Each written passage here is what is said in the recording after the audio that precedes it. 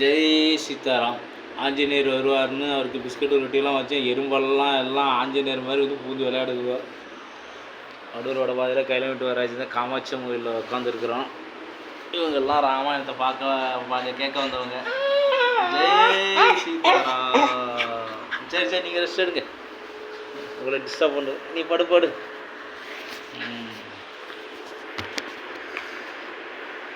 ராமா, இன்னும் வெளியில் 2-3 பேர் படுத்துருக்காங்க. இந்த மாதம் வேலை நிறையா கடுமையாக இருக்குதுன்னு நினைக்கிறேன்.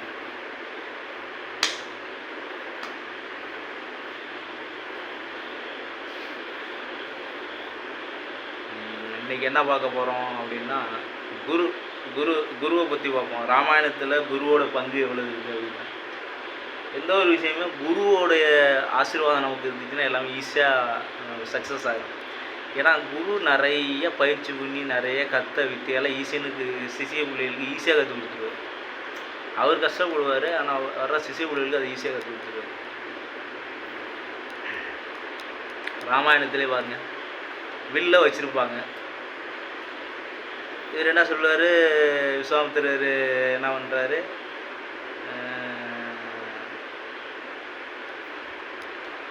பிள்ளைங்கள்ட்ட குழந்தாய் போய் வில்ல பாருங்க அப்படிங்கிறாரு. வில்ல பாருங்கன்னு சொல்லி பிள்ளைல அனுப்பிச்சிடுறாரு. 2 பேரும் டக்குன்னு என்ன பண்ணோன்னா, இதுலேயுமே லக்ஷ்மணன் வந்து ஒரு கொஞ்சம் துடிப்பானவர். இதெல்லாம் இருந்தாலும் முன்னாடி ராமன் கொஞ்சம் எப்போதுமே பொறுமையாக நிதானம் பண்ணி எப்படி என்ன ஏது செயல்படும் அப்படிங்கிற அவர் அப்படி டக்குன்னு இறங்கி அடிக்க முடியாது. முஸ்குன்னு அவர் ஓடி போய் வில்ல தூக்கிட்டார். டகார்னு இவருக்கு முனிவருக்கு விஸ்வாமித்திரருக்கு அப்படி டக்குன்னு என்ன விட்டார், ஆஹா குழந்தாய் பாருங்கன்னு சொன்னோன்னே ராமனை தான் நம்ம குழந்தாயின்னு சொல்கிறாரு, ஆனால் அவர் போகிறாரு இப்பறா வந்து சமாளிக்கிறதுன்ட்டு டக்குன்னு லட்சுமி அங்கே போனோடனே டக்குன்னு என்ன சொல்கிறாரு, லட்சுமணா அதுதான் உங்கள் அண்ணன் தூக்க உங்கள் அண்ணன் தூக்க போகிற வில்லு அப்படின்னு சொல்லி ஜமாளிச்சிடுறாரு. சாமர்த்தியங்கிறது எப்படியுமே ஒரு நல்ல குரு இருந்தாருன்னா எப்படியாப்பட்ட கடைமட்டத்தில் உள்ள சிஷியனாலும் ஜெயிக்க வச்சிடலாங்கிறது டக்குன்னு புரிஞ்சுக்கிட்டார். இது அண்ணன் தூக்க வேண்டியதா அப்படின்ட்டு பார்த்துட்டு நமஸ்காரம் பண்ணிட்டு பார்த்துட்டு வந்துடுறாரு. ஏன்னா சிவபெருமானோட வில்லு இல்லை, அது வில்லுன்னா அப்படி வானத்துக்கு பூமிக்கிறது அந்த வில்லு. டக்குன்னு அப்புறம் ராமபெருமான் போய் பார்க்குறாரு. அதுதான் குருக்கு தெரியும் ஒவ்வொரு மனுஷனுக்கும் ஒவ்வொரு வீக்னஸ் இருக்கும், எந்த இடத்துல என்ன பிரச்சனை அப்படின்னு. அப்போ குரு அப்படியே பார்த்துக்கிட்டே வர்றாரு. நேராக ராமபெருமான் போய் வில்ல அப்படியே தடவி பார்க்குறாரு, குருவை பார்க்குறாரு. எந்த இடத்துல வில்ல எடுத்துனா ஈஸியாக அந்த வில்லை தூக்கலாம் அப்படிங்கிற அந்த சூட்சமெல்லாம் குருவுக்கு தெரியும். அதை இங்கேருந்தே கண்களாலே அந்த ராமபெருமானுக்கு செய்க மூலிமா உத்தரவு கொடுக்குறாரு. ராமபெருமான் அப்படியே வில்ல தொட்டு கும்பிட்டுட்டு அப்படியே தடவுறாரு. தடவி பார்த்துட்டு அதை எந்த இடத்துல பிடிச்சா எப்படி பிடிச்சி அதை எப்படி தூக்கணும் அப்படிங்கிற அந்த வித்தை வந்து இங்கேருந்தே அவருக்கு சிக்னல் கொடுத்துட்றாரு. இந்த இடத்துல வச்சு நீ அதை இப்படி தூக்கணுங்கிறத கண்ணாலே அவருக்கு சொல்லி கொடுத்துறாரு. சக்குன்னு எடுத்துக்கிறார்.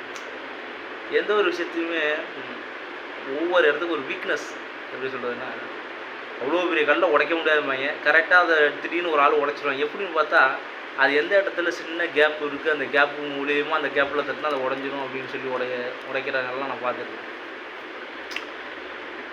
எப்படி எந்த ஆங்கிளில் எப்படி அடித்தா எது உடையும், எதை வளைக்கலாம் அப்படிங்கிறது பயிற்சி பண்ணவங்களுக்கு மட்டும்தான். இந்த மாதிரி குருவோடைய அருள் தேவை. குருவோடைய அருள் இருந்தால் மட்டும்தான் ஒரு விஷயத்தை ஈஸியாக ஜெயிக்க முடியும்.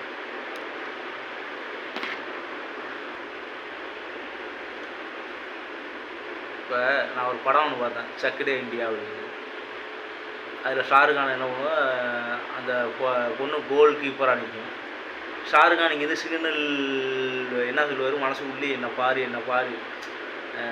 பார் அவள் வேறு இடத்துல கோல் கீப்பராக இருக்கிறவ அவள் பாலையே பார்த்துட்டு இருப்பா, எங்கே பால் வரப்போகுது அப்படின்னு தாவறதுக்காக இருக்கா கோல் கீப்பராக இருக்கிறவ. ஷாருக்கானுக்கு என்னது கோச்சரு ஃபஸ்ட்டு என்ன பாரு, நான் எப்போ சிக்னல் கொடுக்குறோமோ அந்த சிக்னலை நீ புரிஞ்சுக்கிட்டு அதுக்கப்புறம் மூவ் பண்ணணும் அப்படிங்கிறதுக்காக என்னை பாருன்னு மனசுள்ள சொல்லிகிட்டே இருப்பார். இப்போ அந்த கோச்சுக்கும் அந்த பிளேயருக்கும் மனசு ஒத்து இருந்தால் மட்டும்தான் அந்த நிகழ்வு நடக்கும். அப்படி இல்லை, கனெக்டிவிட்டி இல்லாட்டி அது நடக்காது. அப்போ அப்படியே என்ன பாருன்னு சொல்லிகிட்டே இருப்பார். டக்குன்னு அவள் பார்த்து கோச் என்ன சொல்கிறாரு அப்படின்னு பார்க்கும்போது, சரி அவசரப்படாத அப்படின்ட்டு அப்படியே சைக்கிளே காட்டுவார். அவசரப்படாத, பொறுமையாரு, மூமெண்ட்டை பார்த்து நீங்கள் தாவலாம் அப்படின்ட்டு அப்படிங்கிறதுல டக்குன்னு கோல் கீப்பர் டக்குன்னு பாலை தடுத்துவோம். அப்போ இவர் சிக்னல் சொல்கிறாரு, நீ அவசரப்பட்டுறாத, பொறுமையாரு, சந்தர்ப்பம் சூழ்நிலையும் கணிஞ்சு வரும்போது தான் டக்குன்னு அதுக்கான வேலை ஆரம்பிக்கணும்னு அவர் அந்த சிக்னல் கொடுக்குறாரு.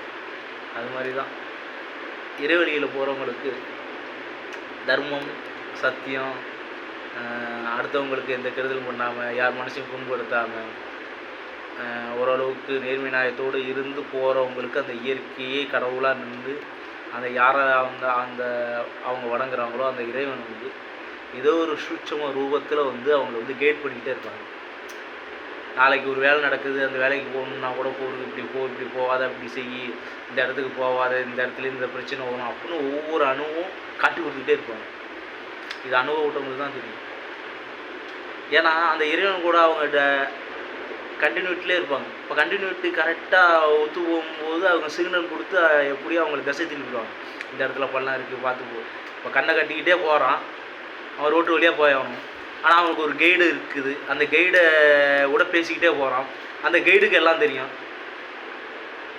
அப்போ அந்த கைடை விடாமல் அவன் பின்பற்றி போகும்போது என்ன ஆகும்னா, அந்த கைடு என்ன சொல்லுவார், இந்த இடத்துல பள்ளம் இருக்குது, காலை மெதுவாக வச்சுவா, இந்த இடத்துல மேடு இருக்குது, காலை தூக்கி வச்சுவா, இந்த இடத்துல சரிகள் இருக்குது, இப்படி வா அப்படின்னு அந்த கைடு சொல்லிக்கிட்டே வருவார். இந்த கைடு சொல்கிறபடியே வச்சுக்கிட்டு அவன் போயிடுவான். ஏன்னா அந்த கைடுக்கு தெரியும் எங்கே பண்ணணுக்கு என்ன இருக்குது. அப்போ ட்ராவலிங் பண்ணும்போது அந்த கைடு சொன்னால் கேட்குற அந்த சொல்கிறத ஃபாலோ பண்ணாலே போதும். இதே மாதிரி தான் இதுக்கெல்லாம் பயிற்சியும் முயற்சியும் தேவை. காலையிலேருந்து நம்ம எவ்வளோ ஒர்க் பண்ணாலும் இது பண்ணாலும் ஒரு அரை மணி நேரம் இல்லை ஒரு 1/4 மணி நேரம் ஏதோ ஒரு கோயில்லையோ இல்லை ஒரு இடத்துலையோ உங்கள் வீட்டிலையோ இல்லை படுக்க போகும்போதோ ஏதோ ஒரு இடத்துல ஒரு புக்கோ இல்லை ஒரு மந்திரமோ ஒரு நாம ஜபமோ ஒரு சங்கீதமோ ஏதோ ஒரு விஷயத்தில் லைட்டு அந்த இறைவனு கூட நீங்கள் கனெக்டிவிட்டியில் இருந்தால் மட்டும்தான் அவங்களோட உரையாடலை நீங்கள் தெரிஞ்சுக்க முடியும். அதனால் இதெல்லாம் ஒரு முயற்சி பண்ணுங்க. நான் உட்காந்து ராமாயணம் படிக்கும்போது அந்த இறைவனுக்கும் எனக்கும் உள்ள தொடர்பு ஒரு அமைதி கிடைக்குது. இந்த அமைதியில் இருந்து பகவானை நேசிக்கிறதுக்கு ஒரு வாய்ப்பு இருக்குது. இந்த மாதிரி ஒரு தனிமையான ஒரு இடம் இருக்குது. இதுதான் இந்த ஆத்மாவை சிந்திக்கிறதுக்கான வாய்ப்பு. ஜெய் சீதாராம். நிறைய மரங்கன்று நடுங்க, நிறைய ஏழைகளுக்கு உதவி பண்ணுங்க அப்படின்னு நான் சொல்கிறத விட ஃபஸ்ட்டு நான் செய்கிறேன். எதையுமே அடுத்தவங்கள்ட்ட போய் இதை செய்யுங்க அதை செய்யுங்க அப்படின்னு சொல்கிறத விட்டுட்டு நம்மளா சின்ன சின்ன விஷயங்கள் போய் செய்யணும். பெருசாக செய்யணுங்கிறதான் கிடையாது. சின்ன சின்னதாக ஆரம்பித்தாவே அதுவே நம்ம மன மகிழ்ச்சி இருக்கணும். ஓகே, லட்சியத்தை வளர்த்துக்க வேண்டியதான். ஏதோ ஒரு நல்ல விஷயத்தை செய்கிறது அது சின்னதாக இருந்தாலும் பெருசாக இருக்குது அப்படின்னு அவங்க வசதி வாய்ப்பு தகுந்த மாதிரி ஏதாச்சும் ஒரு சின்ன விஷயத்த பிடிச்சிக்கிட்டு அதை ஒரு லட்சியமாக எடுத்துக்கிட்டு ரன்னிங் ரயிலில் அப்படியே அதை ஃபாலோ பண்ணிக்க வேண்டியதான். எனக்கு ஆசை ஒரு 100 ஆலமரம் நடணும் அப்படிலாம் ஆசை. அது அதுக்கான முயற்சியில் அப்படியே இறங்க வேண்டியதுதான். நிறையா இடம் வாங்கி அதில் 100 ஆலமரம் நடணும் அப்படின்னு ஆசை. ஆனால் அதெல்லாம் முடியாது. அதுக்கான சந்தர்ப்பம் சூழ்நிலையும் பண வசதி இப்போ ஃபினான்ஷியலாக அந்த மாதிரி ஒரு இடம் வாங்கணும் அதெல்லாம் இல்லை. அப்போ என்ன பண்ணலாம்? இப்போ என்ன என் மூளைக்கு போய் என்ன எட்டுச்சு, சரிங்க நான் அப்படின்னு யோசனை பண்ணுறேன். மாற்றி யோசி, ஒரு நல்ல இடமா பாரு, ஒரு புனிதமான கோயில் இல்லை முக்கியமான ஒரு இடம், மக்கள் கூடுற இடம், அந்த மாதிரி மக்களுக்கு தேவையான அந்த மாதிரி இடத்துல ஒரு மரத்தை ஒரு ஆலமரத்தை வை, ஒரு அரச மரத்தை வை, ஒரு இழுப்பு மரத்தை வை, அந்த மாதிரி ஒரு மரம் நிழல் தரக்கூடிய மரங்களாக வை.